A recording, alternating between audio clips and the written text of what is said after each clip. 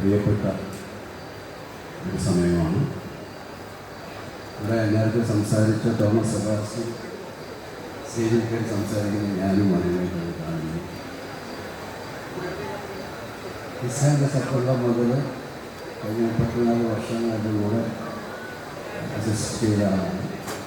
പിന്നീട് പ്ലസിയുടെ സുബ്രദാസ് ഒരുപാട് പേരുടെ കൂടെ നിന്നാണ് തോമസ് സെബാസ്റ്റ്യൻ സിനിമ പഠിച്ചത്. ഈ സന്ധ്യ കുറച്ചുകൂടെ എനിക്ക് പ്രിയപ്പെട്ടതാകാൻ കാരണം ഇത് ഗോപി സുന്ദറിൻ്റെ ദിവസം കൂടിയാണെന്ന് പറഞ്ഞതുകൊണ്ടാണ്. ഗോപി ആദ്യമായിട്ട് നേരത്തെ പറഞ്ഞ പോലെ പാട്ട് ചെയ്യുന്നു. മുമ്പ് ബാംഗ്ലൂർ സ്റ്റോറൊക്കെ ചെയ്യുന്നുണ്ട്. ഒരു സിനിമയ്ക്ക് വേണ്ടി പാട്ട് ചെയ്യുന്നു. വളരെ പ്രിയപ്പെട്ട ആൾക്കാരുടെ സന്തോഷത്തിൻ്റെ അവരുടെ പുതിയ ഒരു അനൗൺസ്മെൻറ്റ് നടക്കുന്ന ഈ വേദിയിൽ എത്തിച്ചേരാൻ കഴിഞ്ഞു. വളരെ സന്തോഷമുണ്ട്. ഈ സിനിമയുടെ പേര് തന്നെയാണ് അതിൻ്റെ ഏറ്റവും വലിയ അട്രാക്ഷൻ കൂടിയാണ്. അതിനെപ്പറ്റി തോമസ് പറഞ്ഞതുപോലെ ഇത് നമ്മൾ മലയാളികളെ ആദ്യമായിട്ട്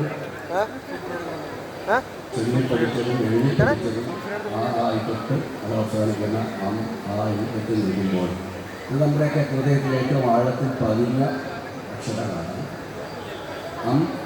എന്ന് പറയുന്നത് ചേർത്ത് പറയുമ്പോൾ അമ്മയായി മാറുന്നുണ്ട്. ഈ സിനിമ അമ്മയുടെ കഥയാണ്, കുഞ്ഞിൻ്റെ കഥയാണ്.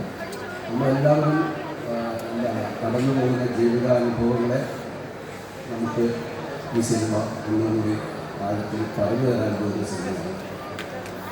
ഈ കാലഘട്ടത്തിൽ നമ്മൾ പലപ്പോഴും സിനിമകളെക്കുറിച്ച് പറയുന്നത് നമ്മൾ തിയേറ്ററിൽ കണ്ട് ചിരിച്ച് ആസ്വദിച്ച് അവിടെ ഉപേക്ഷിച്ച് പോകുന്ന സിനിമയുടെ ഈ കാലഘട്ടത്തിൽ ഈ സിനിമ നിങ്ങളുടെ കൂടെ തന്നെ നിങ്ങളോടൊപ്പം തന്നെ കാലങ്ങളോട് കൊണ്ടുപോകാൻ കഴിയുന്ന ഒരു നിങ്ങളുടെ ഹൃദയത്തിൻ്റെ ആളുകളിലേക്ക് നിങ്ങൾ തൊടുന്ന ഒരു സിനിമയായി ഇത് മാറും.